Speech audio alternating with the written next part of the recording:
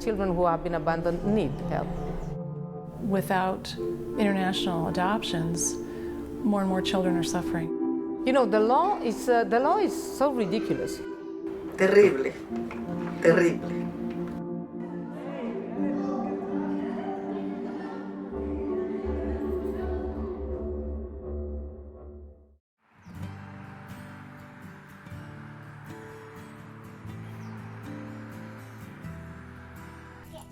Maribel, Brisa, and Derek were born in Guatemala, raised by foster parents for a year or so, and then adopted by American families in 2007.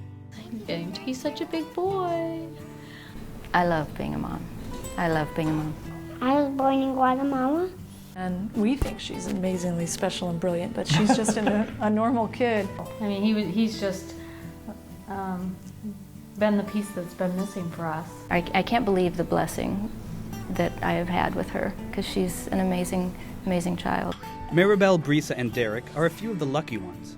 There are millions of children around the world without caregivers, and even at the best of times, adopting a child from another country can be a long and arduous process.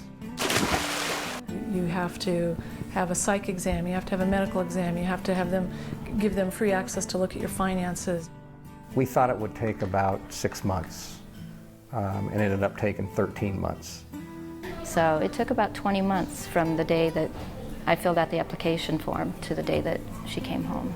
You gotta really want to do it. It's not a Lackawanna thing, you gotta want to do it. It's an expensive process, but it's also taking care of these kids and making sure they get good homes. I don't think we can imagine our lives without them. I mean, there'd be such a void. These families were especially fortunate because they were able to complete the adoption process before Guatemala shut down international adoptions in 2007.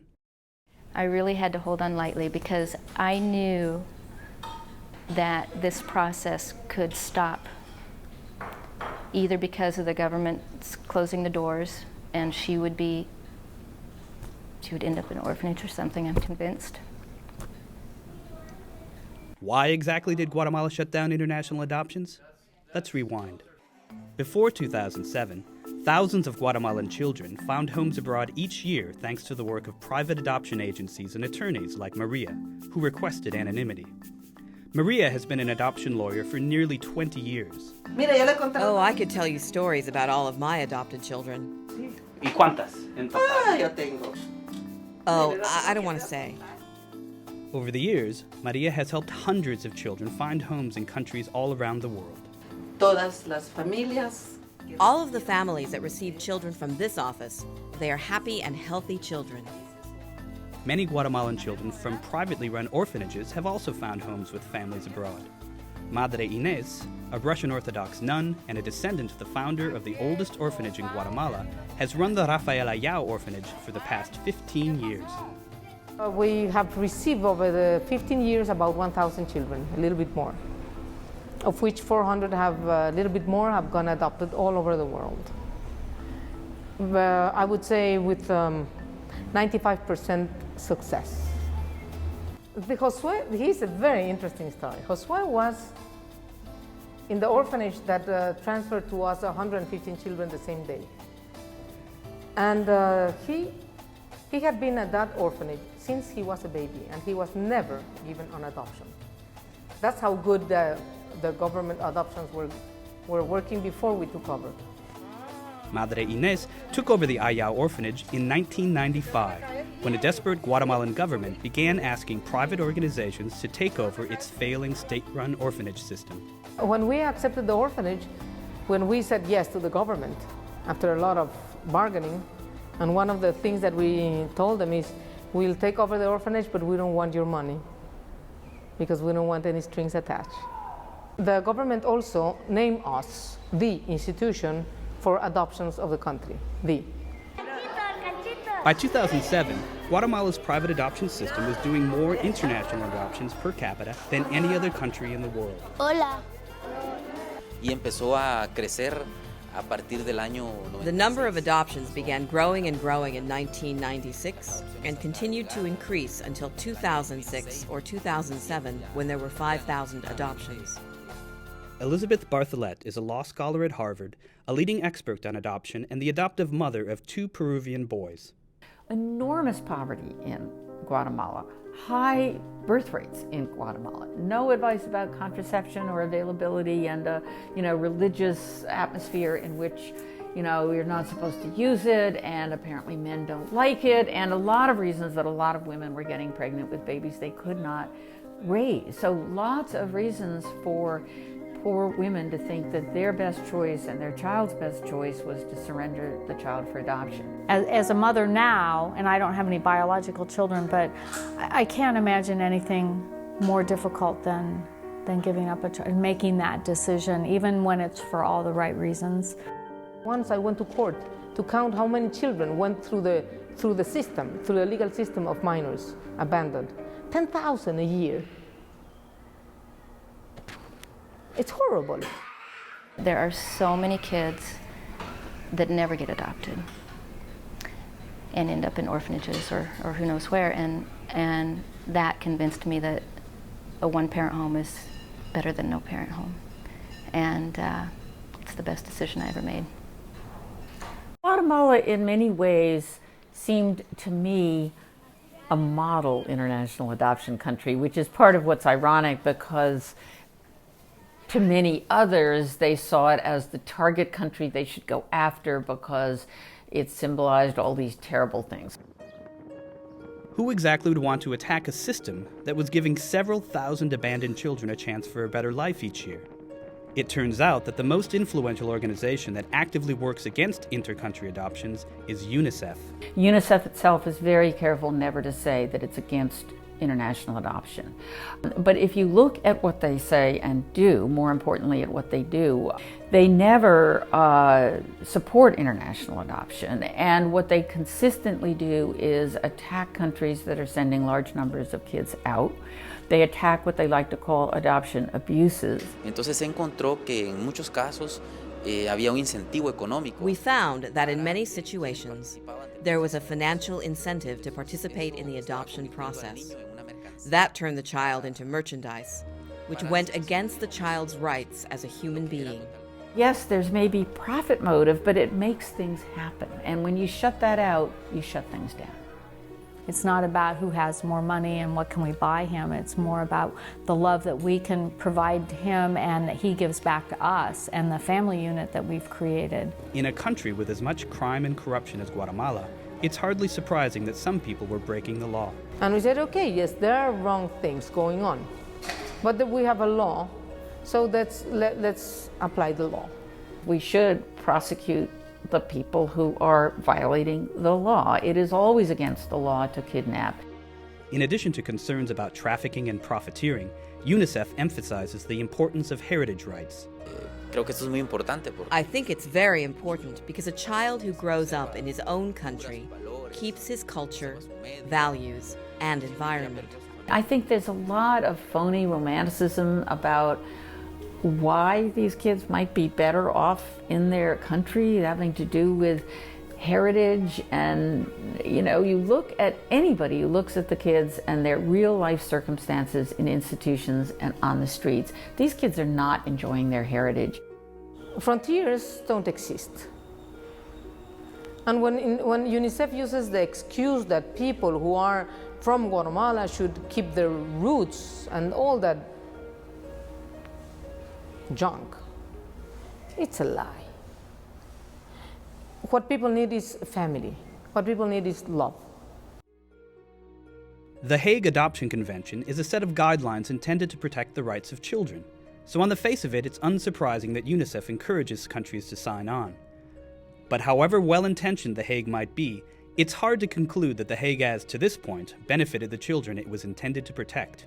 The Hague has been a negative influence for a variety of reasons.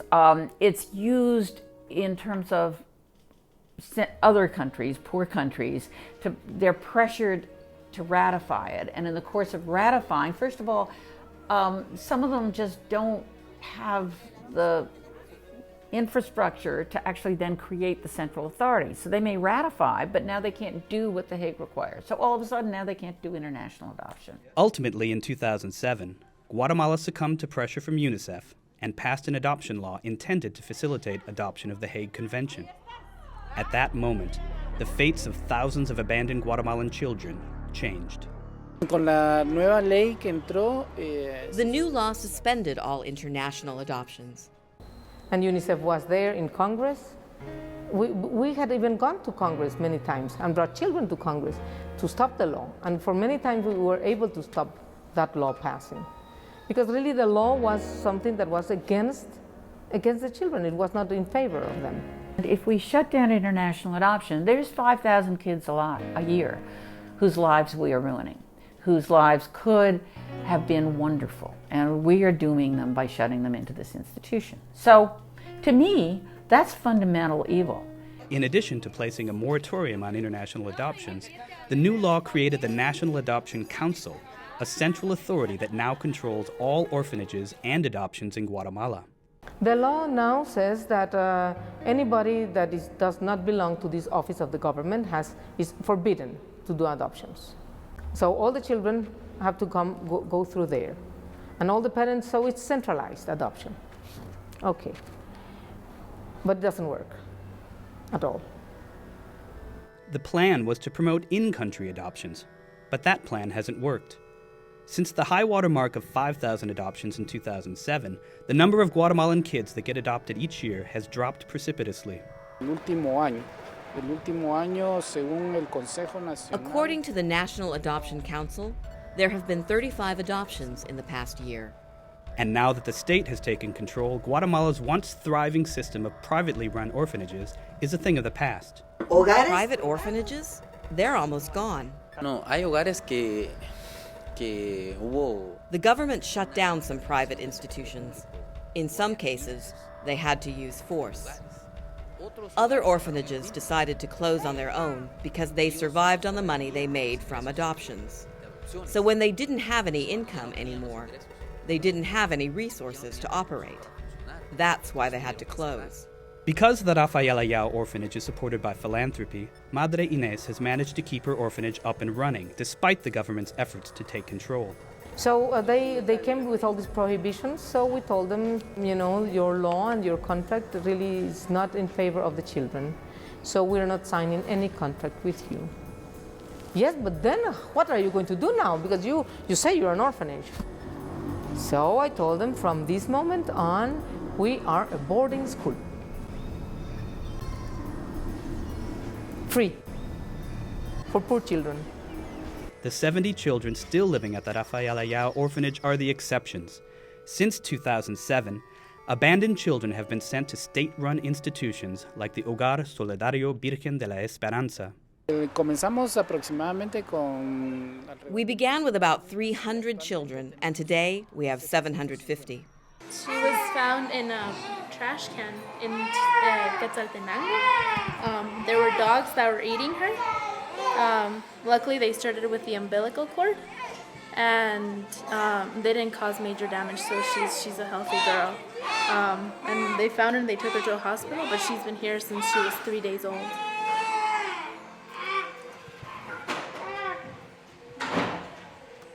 Mira qué manita. Sí, bella.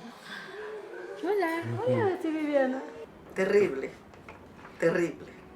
¿Qué hacemos con los niños? It's terrible. What are we doing with the children? There is no budget, and before, the system didn't cost the government a penny. When kids grow up in institutions, very terrible things happen to them. I mean, there are studies, and increasingly good studies now, of what happens to babies if they grow up in institutions. And very quickly, in the first months and years of life, those are enormously important periods in a human being's life when they're very young, in terms of development of the brain, development of emotional capacity. We will not be able to complain that we have a lot of gangs after. Because once they reach certain age, you can't go back. There's no way. They are too harmed, too wounded. El gobierno no puede hacerlo todo. Nosotros estamos en total desacuerdo. The government can't do everything. We completely disagree with the government centralizing all activities because, in the first place, That's not its function. What you have is people who want to adopt kids who need homes. Private intermediaries, yes, they often get paid to put these two willing parties together, I would say. I mean, if the child's old enough, they're a willing party. If they're an infant, I think it's what they would want if they could choose. Guatemala's new adoption law also contains regulations that are, quite simply, baffling. You can't have contact with a child, and you can't have contact with anyone involved in the adoption process. It is prohibited. It's a crime. ¿Por qué? Burocracia. If I want to adopt a child, I can't because I work here. Precisely. Why? Jaime Tecu, who worked with UNICEF to write Guatemala's new adoption law, explains the regulation this way. Many times, a family that already knows a child might not be suited to take care of the child's needs. So a study of the child's needs and the family's qualities must be made. That's why it's important, in the adoption process, that there is no previous contact between the child and the adopting family. The Hague Convention prohibits it. It's not permitted. That may make sense to a bureaucrat, but for parents, it's easy to understand how this kind of regulation could lead to very bad outcomes. We have a child here who he was badly beaten. So he ended at the hospital. And these Guatemalans helped him. And they had their child at the same hospital. So they fell in love with the little boy. Finally, the little boy came here to this orphanage. So they finally found him. They went to CNA and they said, we want to adopt him. We know the child. We have been visiting him over all these years. So, but the case was never clear for us to adopt. So now CNA, maybe we can adopt him. Forbidden. Would you believe that? The situation in Guatemala is not unique. Due to pressure from organizations like UNICEF, international adoptions everywhere are on the decline. If you look at a chart of international adoption, you can see that for the first 6 decades, the number of international adoptions, both to this country but also to other countries, went up steadily almost every single year until 2004. From 2004 to 2010, 6 years compared to the previous 6 decades, the number of international adoptions fell by half. You know, I've always held UNICEF in high esteem, but in this situation, I'm really sad to say that I think this was the wrong move. So where do we go from here? The law needs to be more flexible, and we need to reopen international adoptions. Definitely. As a Guatemalan, I am very proud that there is an adoption law and that our image of being the #1 exporter of children has changed. The children have dignity. Guatemalans have dignity. Pues quisiera en realidad que viéramos. I would like us to look at the positive side of adoptions. The positive side of adoptions is giving a child a family that will care for that child for its entire life. Anything that any of the governments can do to provide more effectively and lessen the bureaucracy, but keep children safe, I'm all for that. And keep the process legitimate, I'm all for that. Right. They need to do it. They need to take it on. And if not, then shame on all of us. If you have a program going that is taking 45,000 children and magically transforming their lives, taking them out of institutions that will either kill them or destroy their life prospects, putting them into loving, nurturing homes, and it's at no cost to the government because the international adoptive parents pay for it, that's a miraculously successful social program. One day the government is going to wake up and say how stupid we are. Now we're paying to raise all these children. Before it was the private people doing it. What are we doing? We could have all those taxes for our pockets. Now we have to spend it on the children. We're crazy. Now let's call on the private people that have good hearts and want to have orphanages. Okay, have the orphanage, we'll give you the children back. That's going to happen. I don't give them 2 more years. So there's hope? Oh yes, for the children, yes, poor children. Because with the government there's no hope.